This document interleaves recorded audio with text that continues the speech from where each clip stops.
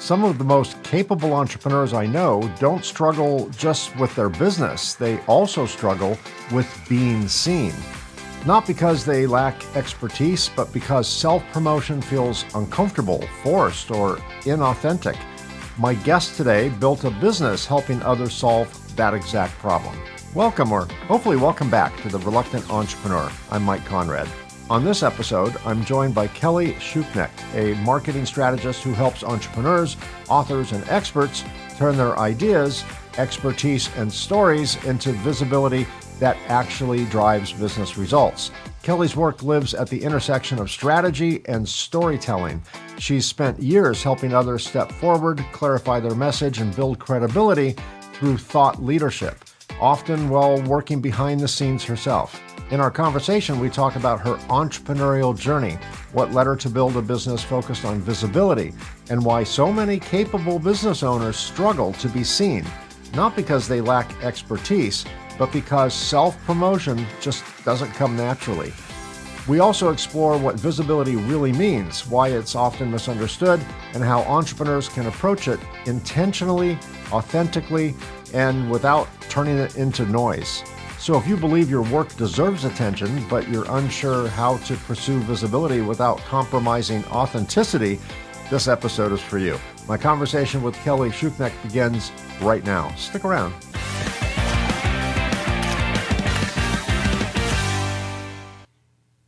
Hey, Kelly, welcome to the show. I'm so glad you're here today. I'm looking forward to our conversation.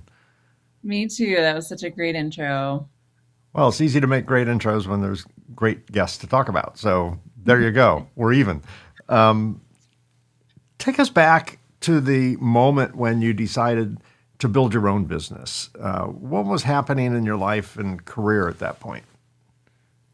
Well, so first of all, I love the name of your podcast, The Reluctant Entrepreneur, because that speaks Was to that you? me and Yeah. my journey. Yes.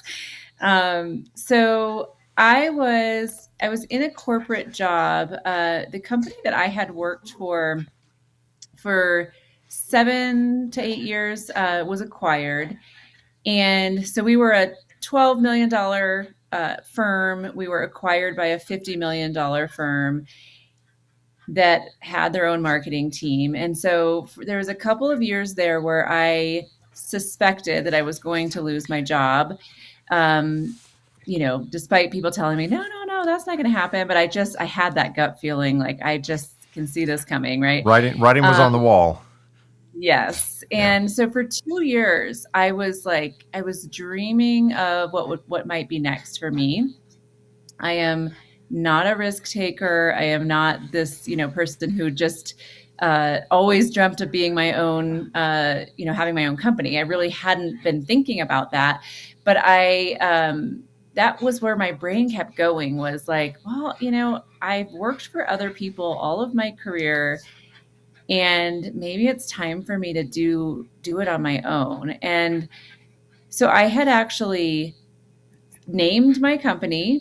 I had built the website. I use quotes there because it wasn't real pretty at first, but I was thinking about the services I was going to offer. All of that I was doing, and the day that I lost my job, so spoiler alert there, I was let go. And I went, well, I think this is the universe telling me, like, this is the time to do this. Like, this is something I have been dreaming about for 2 years. And I either look for jobs and continue working for other people, or I finally try this out. And so that was my journey into starting my company. And I pretty quickly made some decisions to move forward on that path.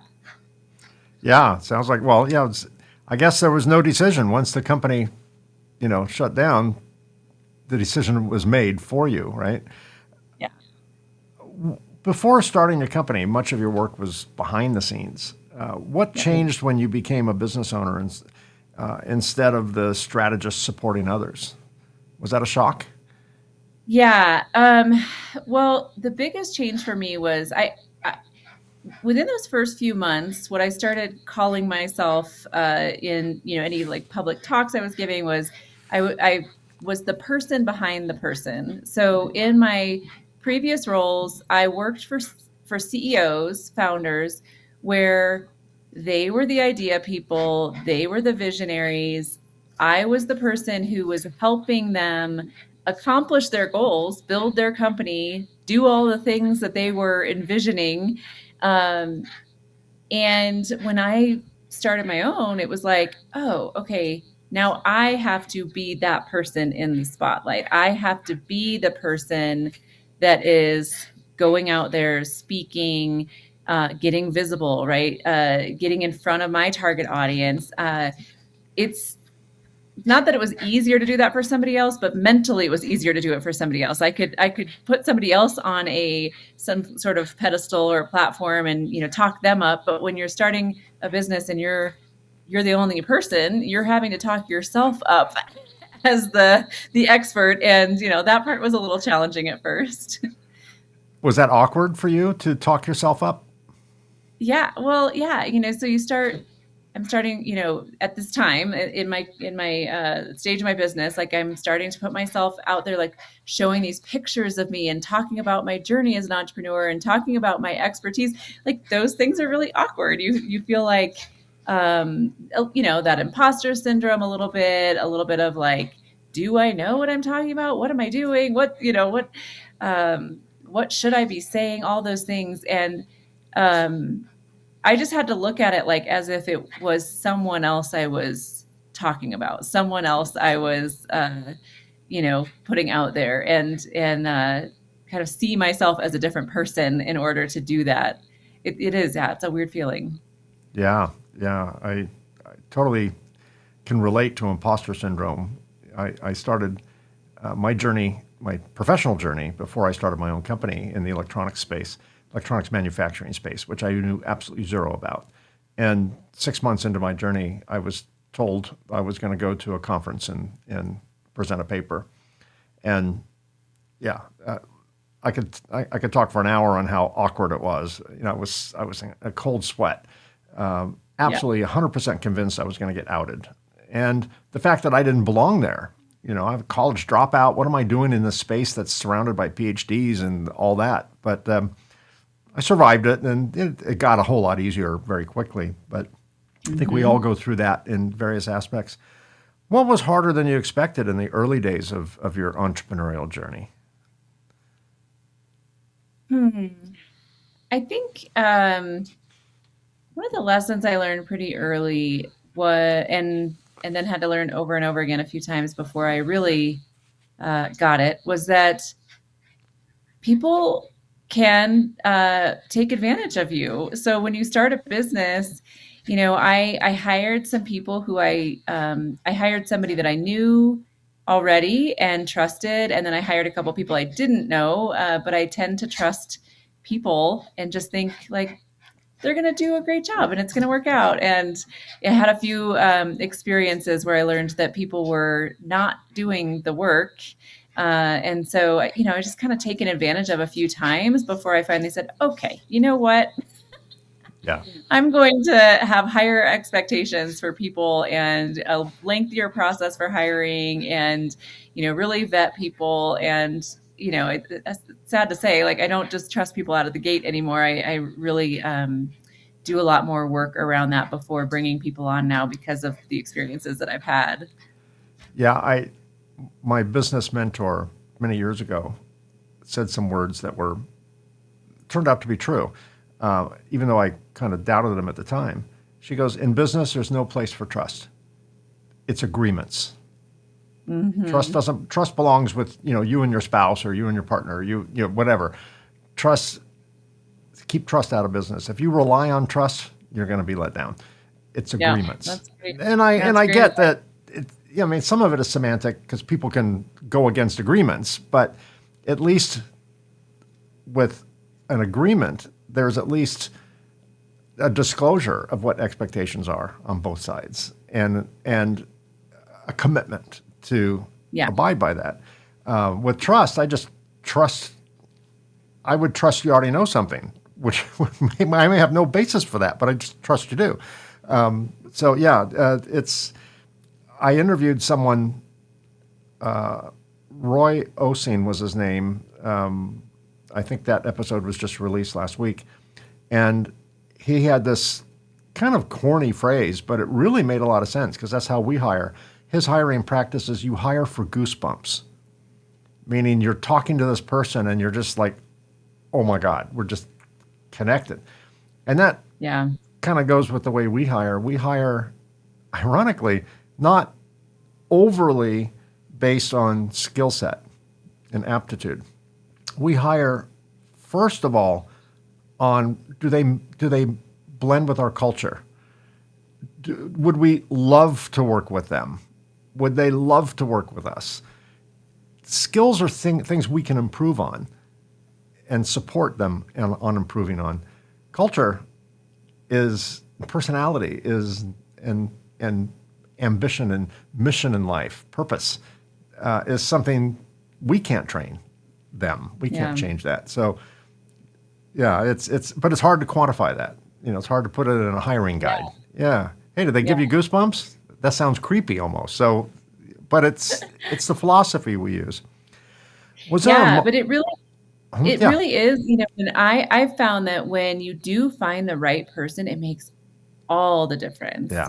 It's and I've been lucky to find those people as well. So those people have carried the weight when we've had some bad situations, and so yeah, it's like I just need to continue building the team with those rock stars, those people that give you the goosebumps. I think that's great advice. Where do you get persistence and determination and stamina when things aren't going your way?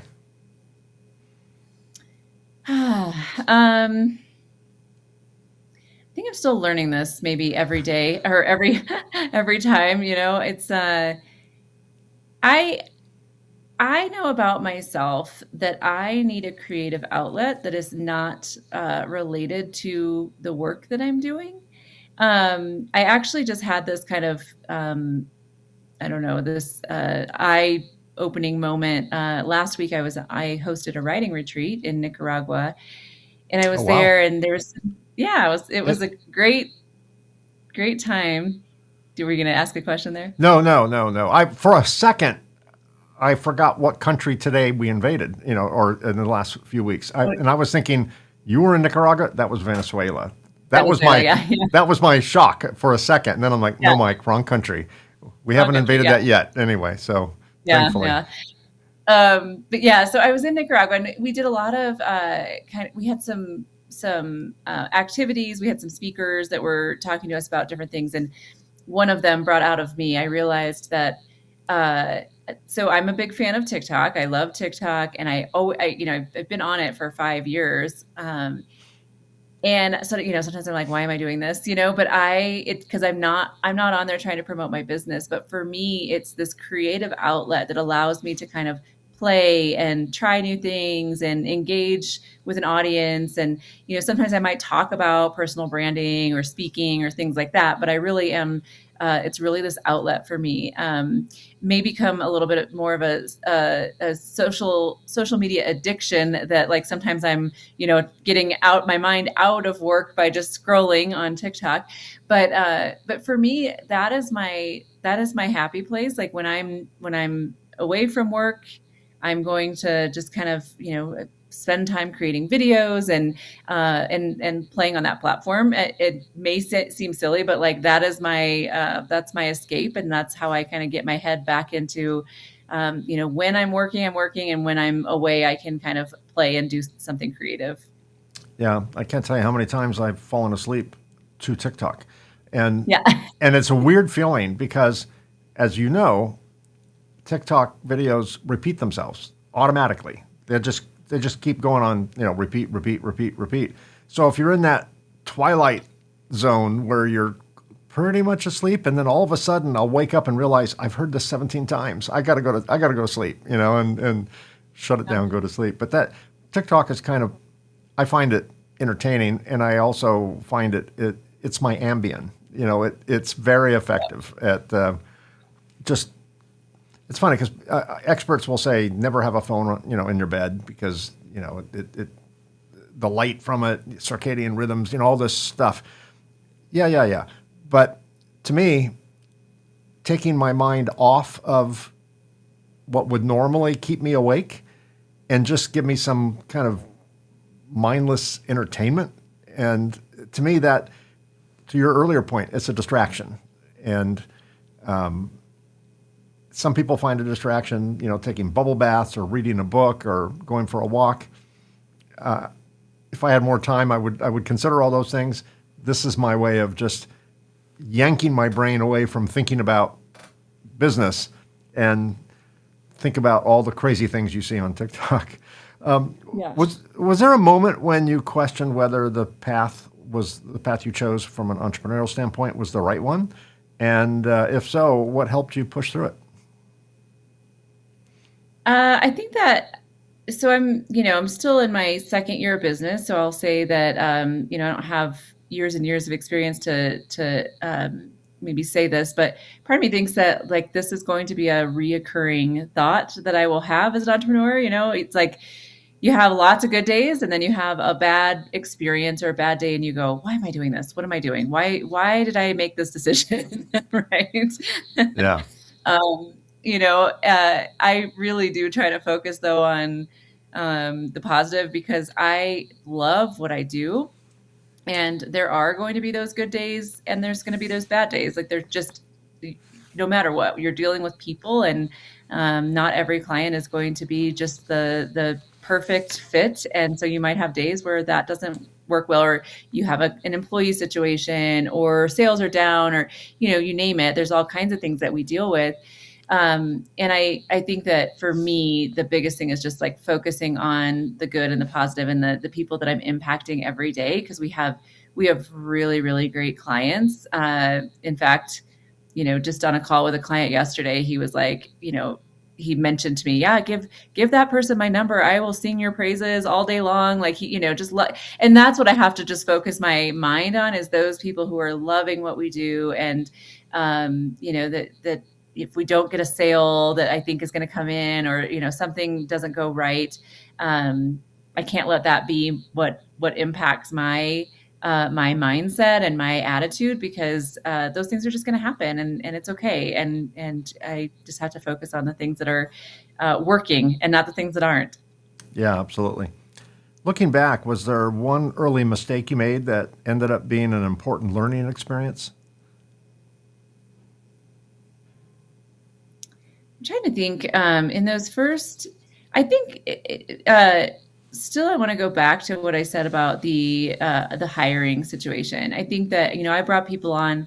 I grew really quickly. So, to me, it was like I was scrambling to like get help, right? So it was like we hired, I think we hired 7 people in July.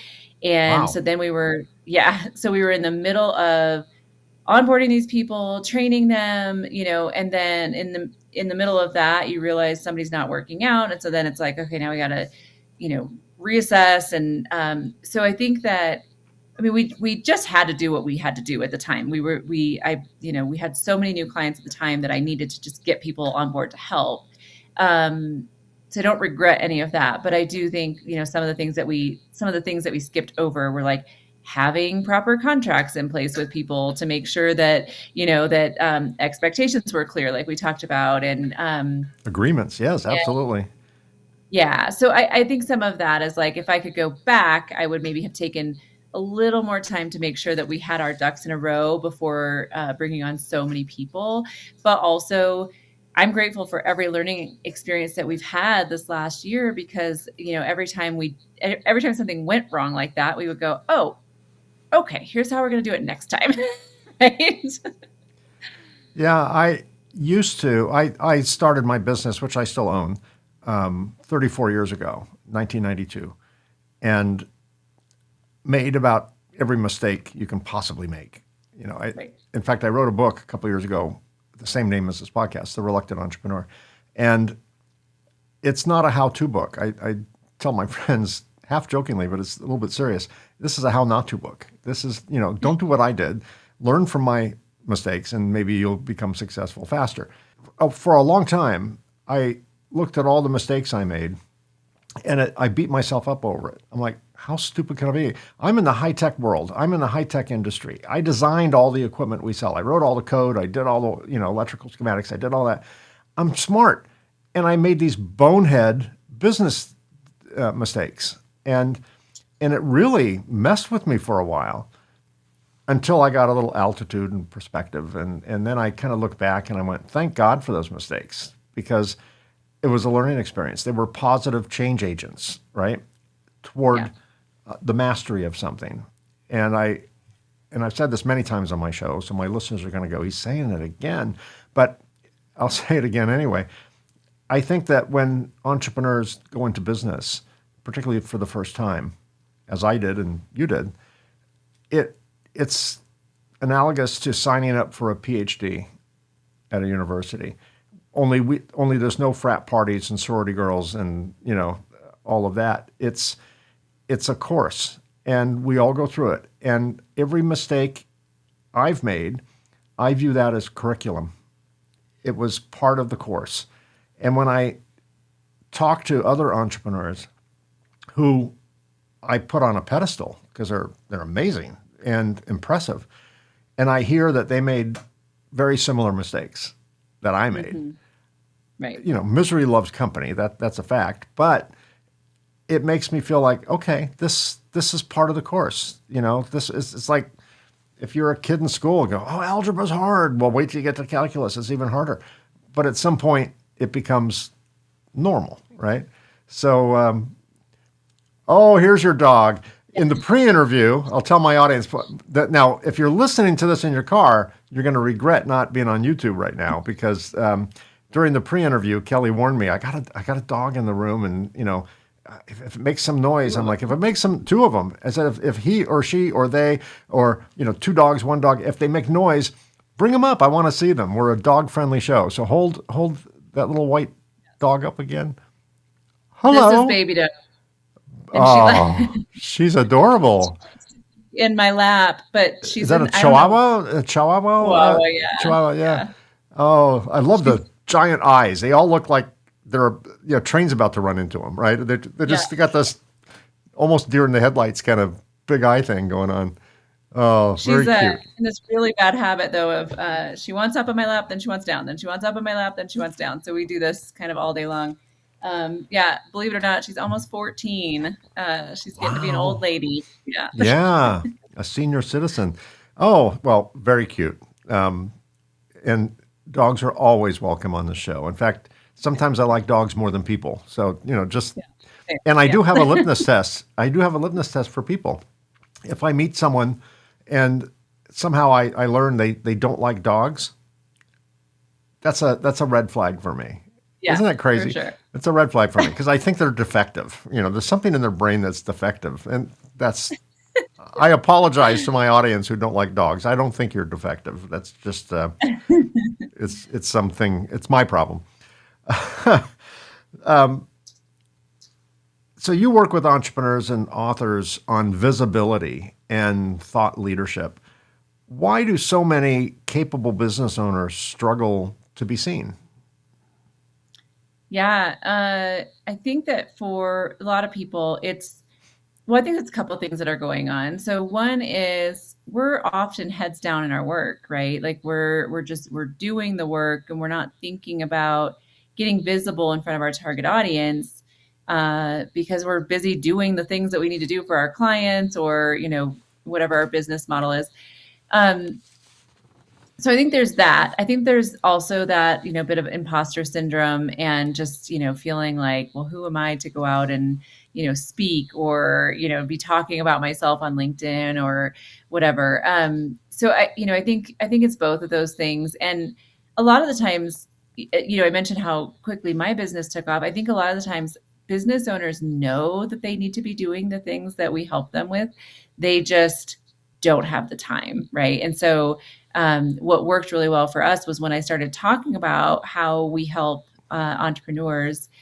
It so many of them were like, oh yes, I need to be doing that. I need to be getting visible. I just, it's like it's one more thing to check off the list every day, right? And so it's hard to get to when there's other priorities.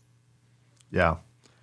What does healthy visibility look like, and how is it different from self promotion for the sake of just getting attention? Look at me, look at me, look at me.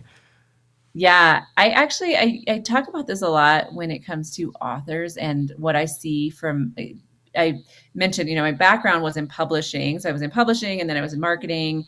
And one of the things I see from authors often is it's this buy my book, buy my book, buy my book. So they're showing up online all the time just saying, buy Yeah, my book, like, and that's the worst kind of content because what does that say to me? What is that, why should I buy the book? What is it about? Like, who are you, um, and same with anyone marketing a business. If you're constantly just going, buy my product or, come to our, maybe you do a webinar or something like you're putting stuff out there, but it's just always this kind of sales transaction or self-promoting. It just turns people off and it's not engaging and they don't care. They're not interested. um, what we work with people to do is build their personal brand where you're not just saying buy my stuff, buy my book, whatever, promoting your business, but you're giving them a reason to like you and to be interested in what you do in your business. And that has a bigger potential for converting people, even though it feels like, well, I'm not promoting my thing. Like, why would they? Well, because they're buying you is what they're buying. And so what you want to do is position yourself as somebody they want to work with. And that really is the key, is not showing up just, again, banging people over the head with the thing, but helping them see why you're the person that they should know, like, and trust, and end up doing business with. if someone's considering writing a book for the first time, like I did a couple years ago, what's the biggest misconception they have about the publishing world? Oh, Um, I think, one of the questions I get asked a lot is, if do I need a traditional publisher? I think people think that the world of self-publishing has changed a lot over the last 20 years. And I know well, because 20 years ago I was in self-publishing and that was at the time seen as, they called it vanity press. It Yeah, was, you're just you just want to, you're just vain, right? You want to get your book out there, and it's not necessarily a good book if you're self-publishing right. it. Well, the world has changed. I mean, there are a lot of people are self-publishing nowadays, and you can self-publish and nobody would even know because you have an imprint on your book that looks like a publishing company. And there's so many publishing companies now, nobody knows the difference. Like, Right. um, it really has changed. Oh, now I forgot the actual question. What are the Misconception. misconceptions people have? Yeah, Yeah. So I think the misconception often is that I need to have a traditional publisher. Like, if I'm going to publish a book, I need to have a traditional publisher backing it. Now, what I tell people is, if that is the most important factor to you and that's what you really care about, then absolutely pursue a traditional publisher. Like, I'm not going to tell you not to do that. However, don't let that be a reason that that holds you back from publishing the book, because really that just becomes this imposter syndrome of, I'm not good enough to put this out there. You are. Really, what you need to do is make sure that you're delivering the best book possible, right? And some of that comes from investing in having a good cover, having an editor, the time to have, like right now, my book that will be coming out in a couple of months is in the process of beta readers going through it, right? I was hesitant to go through that process because I didn't want to delay going to publish. But I was like, I need to get feedback from people. I need to have I need to have different perspectives looking at it. And so I'm taking the time on all of that. And in the end, I'm going to self-publish my book. It's okay to do that. The world, like I said, has changed, and don't talk yourself out of it if you don't have a traditional publisher that picks it up for you.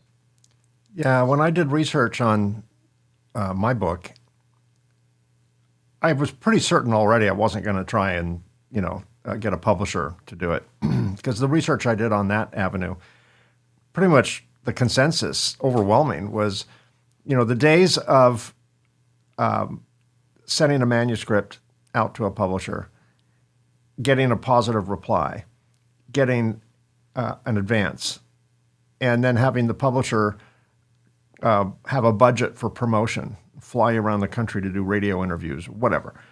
I mean, those days are, unless you're a Tom Clancy or some, Right. very well established gold mine of an author, a sure bet.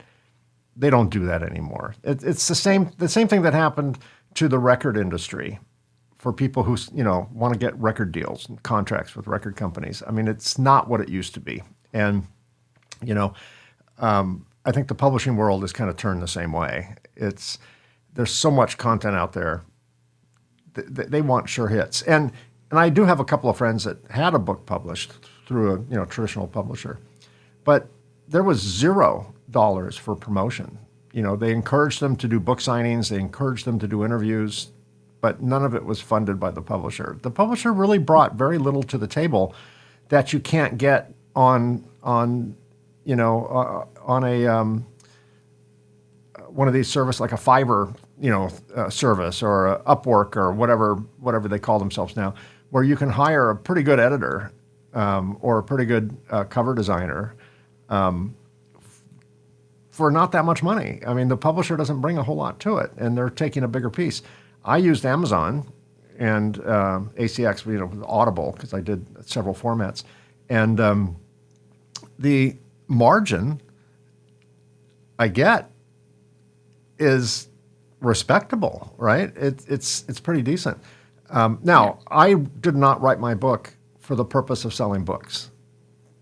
Right.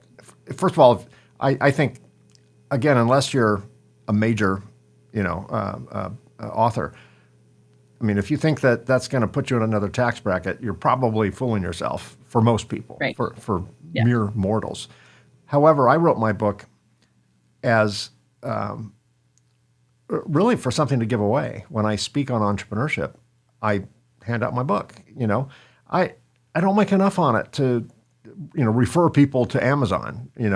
For $8. I'd make on that. I would rather use the book as building authority and credibility, and Mm-hmm.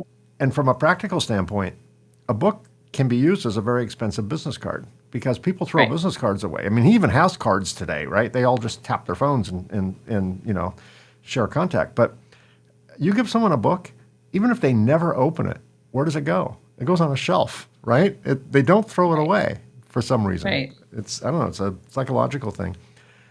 Many entrepreneurs know they need to put themselves out there, but they don't know where to start. What's usually the first practical step that you recommend? Yeah. So three things that we do with clients. One is LinkedIn. So that's a really easy place to start. Obviously, it depends on what type of entrepreneur you are and where your target audience is. But for most of my clients, their target audience is on LinkedIn. It's professionals, B2B. They know that when they're putting out content there, they're going to be engaging with their target audience. So I recommend posting on LinkedIn 2 to 3 times a week. If you're not posting at all, and I say 2 to 3 times a week, and you tell me that is, that you're not going to do it because that takes too much time, then start with 1 day a week, right? Like just start with what you're able to commit to. You can put 30 minutes on your calendar and start posting regularly on LinkedIn. The second thing would be podcast interviews. Again, it's going to somewhat depend on where your target audience is, but if you're professional, B2B, professional services, B2B, more than likely you're going to find your audience is listening to podcasts. So that's one way that you can reach the host's audience through doing podcast interviews, but also it's not just about trying to reach their audience. Like, so I don't come on your show, Mike, to get to your audience. What I do is I take every one of these podcast interviews and I turn them into more content, right? Yeah, So sure. you're getting me captive for 1 hour, sometimes, 30 minutes to an hour. And then I can take this, I can make clips that I can share on my social media. I can take things that I said and turn those into social posts, text posts. I sometimes will take a podcast and turn it into an entire blog post. If we're talking on one topic, there's something I can pull from that and turn it into other content. The other thing that podcasts do is they help you with refining your message. So if you're wanting to get out in front of your target audience, you need to know what your target audience cares about. You need to know what questions they have, what they're interested in. And so I think last year I did 60 podcast interviews. Wow. And so through that, I know what questions come up over and over again. I know Sure. what stories people are interested in, right? So then I get better and better at talking about the things that I know people are going to care about. Also, those questions that come up can also be things that I can turn into content on LinkedIn, right? So there's just so many benefits of doing podcast interviews.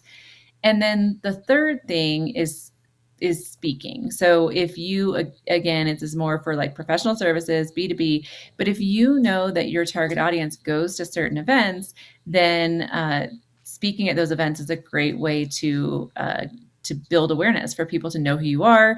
And if you do it well, you can get consultations set up, or if you have a lead magnet, you can get their email addresses, add them to your email list. There's a lot of great ways that you can turn speaking events into leads for your business. Yeah, I spent a lot of time speaking in my professional world, in the electronics industry. I've been in it forever, so I'm pretty well known. I create a lot of content that helps me get recognized at events, Yeah. and I travel quite literally around the world and speak on technical matters. And Yeah. there's the dog She's again. back. So cute, so cute. Yeah, but in 30 seconds she'll want down. Right? That's just the Yep. Yep. way dogs Yep. work. I love speaking. They say you're never a prophet in your own home. I have to travel halfway around the world just to get someone to be interested in hearing what I have to say. But I thoroughly enjoy it, and I do it so often. There's kind of a speaker circuit, right? That we're all doing kind of the same thing based on our level of expertise, and there's very few things more fun than after the event going out with my fellow speakers and comparing, trench warfare stories and things like that. It's I'm in my happy place when I'm doing that.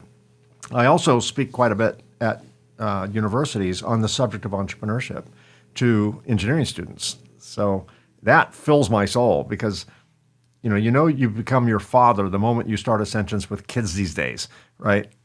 So I'm now my father. Kids these days, it's easy to see their faces in screens and, you know, maybe holding conversations differently than we do, and attention spans shorter than ours. And it's easy to say, oh, we're doomed as a society with these kids. I go to these universities and speak, and I get more out of it than I put in because I come out of it going, nope, we're fine.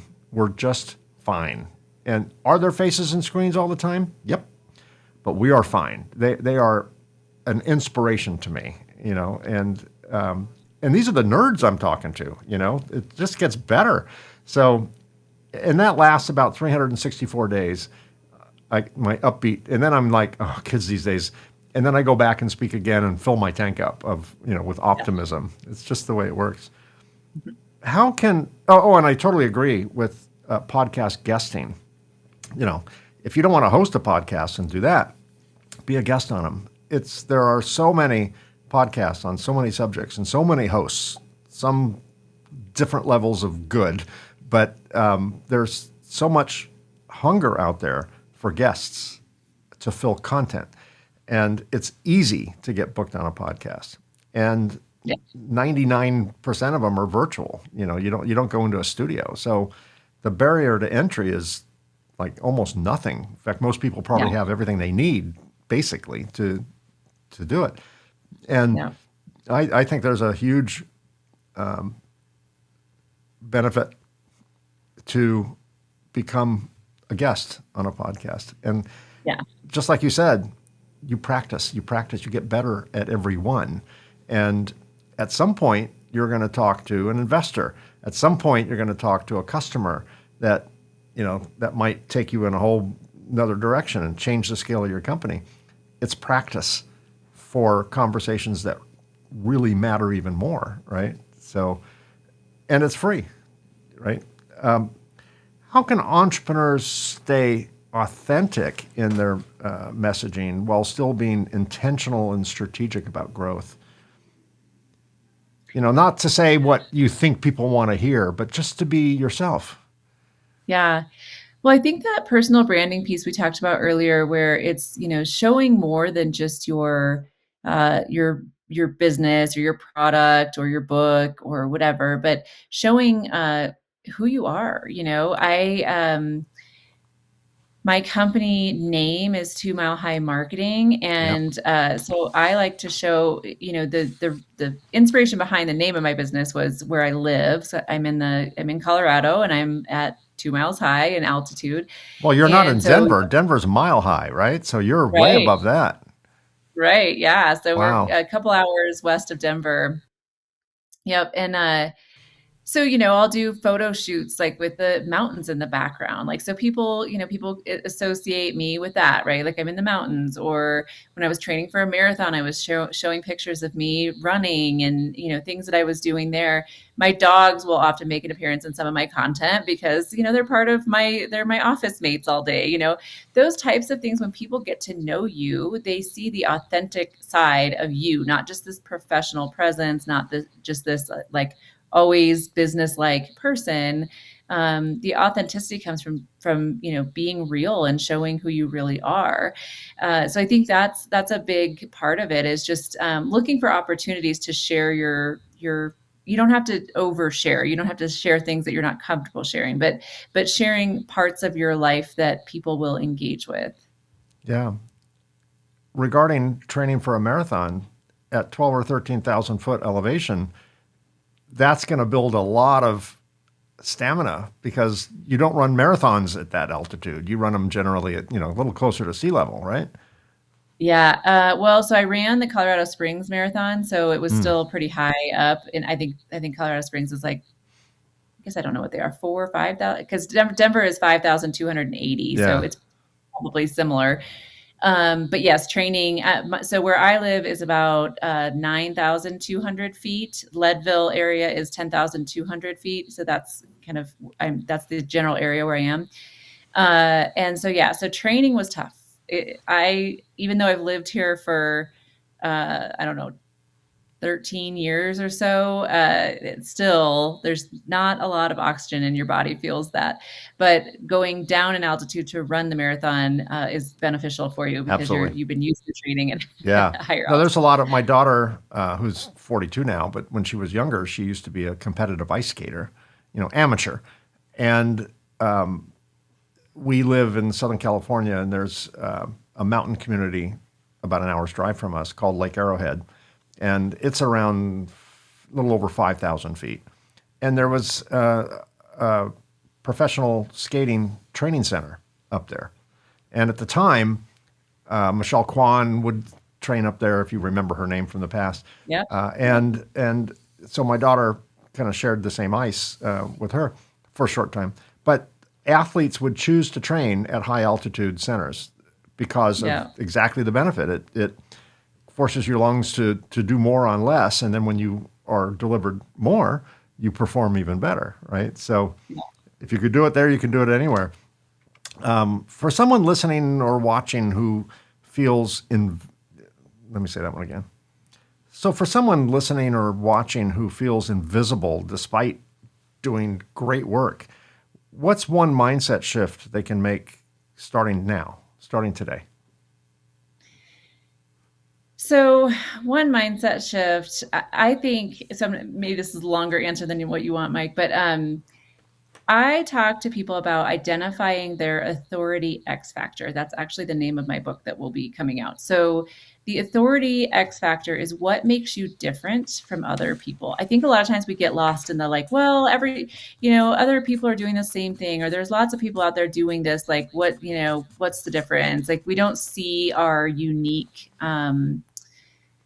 what makes us unique, right? And I think for me, going from the person behind the person to the person in the spotlight, the biggest thing I needed to do was identify what made me different. Why should somebody work with me rather than any other marketer out there? Or, when it comes to building their thought leadership platform, what is the unique experience I have that makes me a good fit for people, right? It's my background in publishing, my background in marketing, the experience that I had. So I think that the mindset shift is not just like, well, I'm just like anybody else, or like I'm not different. I don't have anything unique or special about me. It's really thinking about our own skills and experience and what makes you you, and then taking that and showing up online, being authentic. So we talked about the authenticity, but then also with that authority X factor and showing that side of yourself. That's what's going to make you stand out. Authority X Factor. It should be out in a couple of months, and right now we're kind of the end of January, so by March sometime. Yeah. Yep. That's Awesome. the goal in March. Well, this is not going to air until March, so I will check with you between now and then, and we will make sure for my audience that there's a link to that book, Authority X Factor, in the show notes. So if you're watching this on YouTube, look down where it says "See More," and you'll get a link to 2 Mile High Marketing. Is that the right name? 2 Mile High Marketing, and the book Authority X Factor. Who's the book designed for? What's your target reader? Yeah, so anyone who's interested in developing their personal brand. So through all of the speaking I've done this last year, I speak on personal branding and thought leadership. But the biggest thing that I have noticed that people are really wanting, they're coming to me for, and they're really wanting information on, is how to develop that personal brand. So, that's anything from somewhere right out of college. If you're developing a personal brand, that's going to help you get a job. Or if you're in a job and you're thinking about what potential career opportunities there might be for you in the future, having a strong personal brand is going to be helpful for you. To the business owner, the person who's thinking about starting a business or has been running a business but knows that they need to start showing up more authentically like themselves to engage with their target audience. So it's really for anyone in any stage of that, but who's interested in developing that personal brand and getting more visible. And not only are you a frequent podcast guest, you host or you have a podcast, or you have a show. I'm I not. do. It is a podcast. You're interviewing people. Am I right? Yeah. What's the name of the podcast? Yeah, my podcast is Beyond the Bestseller. I feature female authors of nonfiction books, and the title of the podcast, the meaning of that to me is that these women have published a book that is not, you talked about, like, I didn't publish my book for the book sales, right? A lot of people aren't publishing a book to become a bestseller. They're publishing it to get their message out. And so what Yeah. I want to hear from my guests is, what is that message that you wanted to share with the world? Nice. And what motivated you to start that podcast? Well, I started it when I started my business as wanting to work with women who are thought leaders. So women often are in these roles, being the person behind the person, and Mm, supporting um, males a lot of times, but male or female, it's supporting others in the industry that they yeah. work in. And so Yeah. I Sure. wanted to help highlight these women who are thought leaders, and they do have great messages to share with the world and to help them get that out. That's amazing. I'll also have a link to the podcast there in the show notes as well. And one final question. We're about out of time. I know your business is a couple of years old, so you don't have decades of perspective yet. I'm convinced you will at some point. But how did you define success before you started a business, and has that definition changed? Hmm.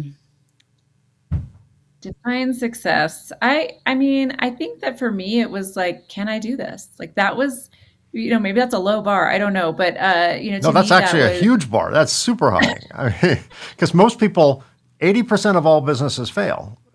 That's just the yeah, inconvenient truth, thanks to our U.S. yeah, Bureau of Labor Statistics. So, yeah. can I do it is a huge bar because 80% of the people can't. So Yeah. Well, yeah. that was thank you. Like that's a great thing for me to remember. It's funny that I just said those words because when I first started the business, I created an Excel spreadsheet that I titled, "Can we do this?" And I said we because I never intended this to be just me, right? Hmm. Um, and I still, it's still named the exact same thing. And I use it every day to track every client, every lead, I use it to track my team and my expenses so that whatever, but yeah, it's just funny that I have this thing called can we do that was my definition of success is can we do this. I think we have proven that we can, right? And Yeah. um Quickly and now too. I guess what's that? Quickly as well. I mean, you've proven it, Yeah. not just proven it, but you know, hiring 7 people in pretty short period of time is pretty impressive. Yeah, yeah. Well, thank you. And I think that now, my definition of success, I mean, I still think every day we have to ask ourselves, can we do this? Because we have to make decisions every day to make sure that we're staying in business and that that we're growing the business in a way that's sustainable. So I think that that's still a question I'm going to ask myself and a definition of success. But now I have some number goals around what I want to hit in the future to make myself feel like we have hit this level of success that I want to hit. That's amazing. Well, Kelly, thank you so much for being my guest today. It's lovely to meet you, and I believe you're definitely on a very positive track, and you've got traction very early in your journey. It took me a lot longer than a couple of years to get that type of confidence that we're even going to make it another day. And Yeah, I I do strongly believe that everything happens in its right time. We learn when we learn, yeah, and someone can tell us the right way to do something before we're ready for it, and we'll just throw it away and discount it and think it's stupid. That was me, and yeah, at some point you hear the exact same information again, and you're like, oh my god, yeah, yeah. It you just have to. Everything comes in its own time. So yeah. for those who are listening or watching that, wonder why, how come we can't grow that fast in 2 years? Your story is different. Your destiny is different. Your path is different. And what's easy for some is hard for others. What's hard for some is easy for others. Everyone's unique. But I think the takeaway is grow and learn and adapt and pivot and and most importantly be authentic and don't become a chameleon. Don't become everyone else that you see on all these social media platforms, and be yourself. And because you're going to attract people based on what you put out.